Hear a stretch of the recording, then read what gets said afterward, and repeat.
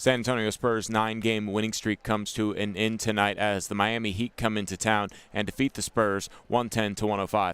I'm Karl Schoening. This is Spurs Watch, and the Miami Heat had Dwayne Wade in the game at the end. He only played 20 minutes this evening, but he came up with the biggest play of the night as he was blocked on the previous play by DeMar DeRozan. DeRozan then got the ball and in transition was about to hit Patty Mills right in his sweet spot in the corner, but Dwayne Wade, showing off what athleticism he has left at 37, he went ahead and got the game-ending turnover, basically, to keep the Heat ahead 108-105. They proceeded to hit the free throws, and the Spurs could not score in the final 4 seconds. But that clutch defensive play by Wade was the highlight of an 11-point evening for Wade in his final game here at the AT&T Center.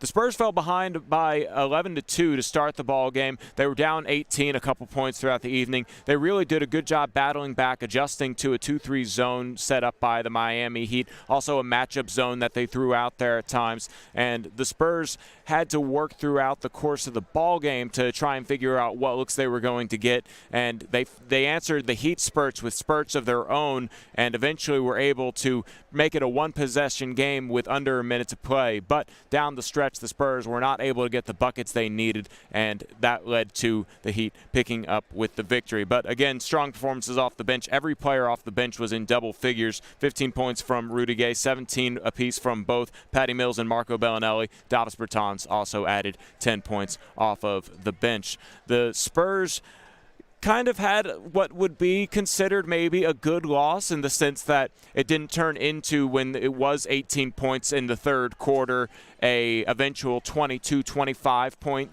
blowout. That would probably be considered a bad loss in my opinion. The Spurs really brought out a good effort. They made some changes at halftime. One of the key changes they made at halftime was the Heat only had 2 fast break points in the second half. They had 14 fast break points in the first half, so the Spurs really keying on transition. That was a big help in the second half as part of the Spurs surge back.